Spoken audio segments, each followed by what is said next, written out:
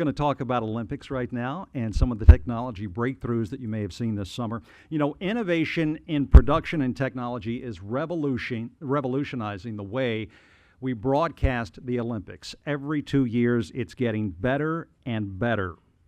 Leading our discussion on this topic is NAB's Chief Technology Officer, Sam Matheny, and NBC Universal's Glen Reitmeier. Sam leads NAB's technology team in promoting innovation and propelling broadcast technology into the future. Prior to joining NAB in 2014, he was the Vice President of Policy and Innovation for Capital Broadcasting Company. Glen is the Senior Vice President of Advanced Technology Standards and Policy at NBC Universal. He is a recipient of NAB's Television Engineering Award for Lifetime Achievement. An interesting fact about Glen, he's a true innovator who holds 60, count them, 60 patents. Please welcome Sam and Glen.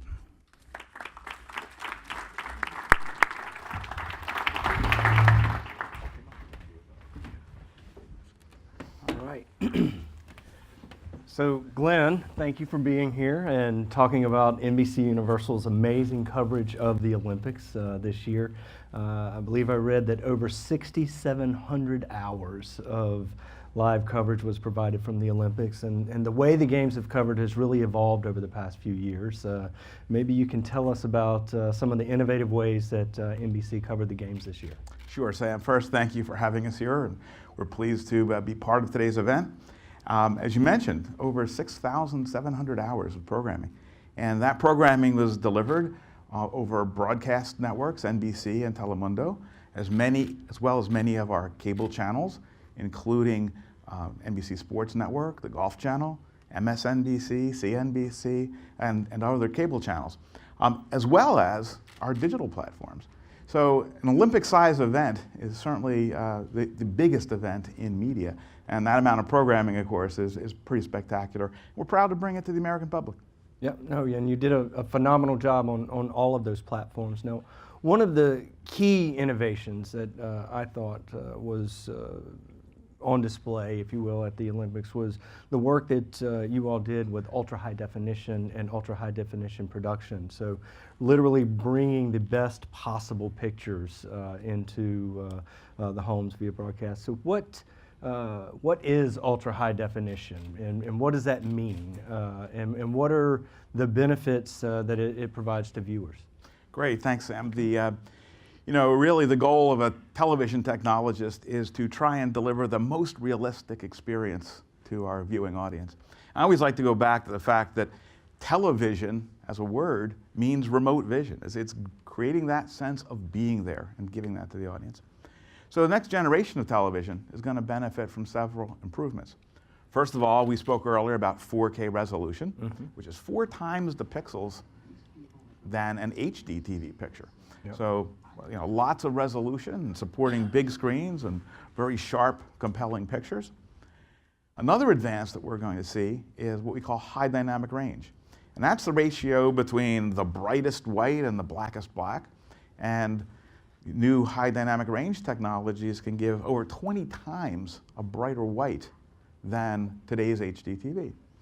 And then last but not least, we have what we call wide color gamut. Today's HD TV can represent about 16 million different colors. Wide color gamut, ultra high definition can represent over 1 billion. And that gives us the ability to represent all that subtle shading and all the nuances, all the things that we see and enjoy and appreciate in real life can now really be communicated as part of the TV production process. Got it. So really just a better picture all the way around. Right, and let's not forget sound. I know we're going to talk about that later too. Yeah, absolutely. Right. And talk a little bit maybe about another aspect I think it might be important, particularly to sports, which was the frame rate. Yeah, we use high frame rate cameras in all of our sports productions. And those magnificent slow motion replays that we see are because we have higher frame rate cameras that are able to capture that action in very, very split, sub-second increments. And so that's how we get to enjoy the magnificent moves that the athletes do in their world-class competitions. Yeah. Wonderful. So now the Opening ceremonies were certainly produced in ultra high definition, but was that all there was to this production, or was there game coverage and other aspects of the games that were in UHD? Well, as you mentioned, the Olympic opening ceremonies was certainly a sort of cornerstone moment in terms of some Ultra HD production. But we were able to do some other production as well.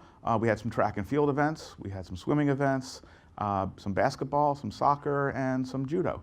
And we were very pleased to collaborate on those Ultra HD productions with both NHK in Japan, as well as the Olympic Broadcasting Services, who have been tremendous partners in exploring new technology. And of course, we've got a wonderful swimmer here today. And, Sure do. So we'll be able to hear more about that sport in particular. But with any new technology, there are challenges. And certainly this was the first time this type of production was undertaken. What challenges does a move to Ultra HD production present? A lot of it seems reminiscent of the move to high definition television about 20 years ago. As you get more and more precise, all those little details and all the nuances of the lighting and the camera focus and everything about the camera position, all those little details that add up to a quality production just matter more and more. So it's attention to detail. Gotcha. And so were you able to take this ultra high definition production and sort of down-res it to be part of the existing broadcast infrastructure, or was this a completely separate production? Well, this was actually a completely separate production, Sam. And the reason that we do that is that traditional HD TV cameras are given the very best camera positions so that the conventional viewing audience can see the best action and see the action from the best camera positions. So while it's technically possible to down-convert the ultra-high definition, and I suspect that we'll be doing that in the future as ultra-high definition continues to improve and becomes more of a mainstream in the television industry. While we could technically do that down conversion, it wasn't done simply to make sure that we're giving the best camera angles and best viewing to our traditional mainstream audience. Gotcha. Over 170 million of them that were tuning in for that. Yeah, indeed. In fact, Jim told you the number in his opening remarks, which is great, and about 78% of U.S. TV households tuned in and watched the Olympics on the television. And so I think at this broadcast innovation event, it's important to remember that television is certainly the medium of choice in spite of the wonderful growth of digital platforms. And of course, we want to bring content to our audiences on the platform of their choice. But I think we need to remember that traditional TV is the viewing screen of choice for most Americans. Yeah, that's where it's happening. So television is about more than just video, though. And so what about audio? Is it standard stereo audio, or are we getting a little bit better than that? We're getting better than that, Sam. As you know, 5.1 channel surround sound is part of high definition. And that allows us to localize the sound from any one of 5 different directions. That's the name of 5.1. So there's a left and a right and a center and 2 rear channels. But in ultra high definition, we have what we call immersive audio, which means that regardless of the number of actual speakers that we have, we can localize a sound coming from any direction around the viewer. And so they're literally immersed in a sphere of sound that surrounds them. Now that experience is now part of high-end feature film production in Hollywood, and you can experience that in an Atmos theater if you find a theater showing a film in Atmos. And it's most recently coming to Blu-ray as well, so starting to be able to experience that in the home as part of feature films. And I'm glad to say that as part of ATSC 3, that capability will be coming to broadcasting so soon too. The roar of the crowd will take on a whole new meaning. It will. You'll look up to hear the announcer in the venue, in the stadium. So I understand that one NBC affiliate, WRAL, down in Raleigh, was actually on the air with an experimental license and was able to broadcast this using the next generation television standard, ATSC 3.0. How hard was that to pull that together? Well, we took feeds from Rio back to the U.S. and made ultra high definition feeds available to several distribution partners, including, by the way, Comcast, Dish, DirecTV, and WRAL, as you mentioned. I also need to mention EPL was another cable operator that was doing some advanced Ultra HD distribution. But congratulations and thanks to the team at WRAL. They really did the heavy lifting of taking our feed from Rio and turning it into the signal that was actually compressed and transmitted over the air as an ATSC3 signal.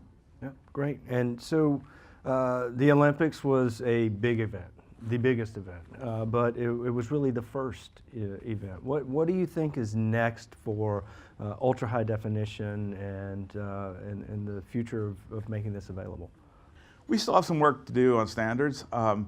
As Gordon mentioned, there's a petition on file with the FCC to request approval of the new ATSC3 standard. That's an essential step in order to get broadcasting on the air with these new capabilities. Of course, pay TV operators like cable and satellite are free to deploy these technologies without regulatory approval. So it's important to move these new technologies forward across the board on all the television platforms that we continue the regulatory process. All right, very good. Well, congratulations on an amazing coverage of Rio on all of the platforms, and in particular with the ultra high definition production. Thank you. Thank you, Sam. Thanks for having us with you today.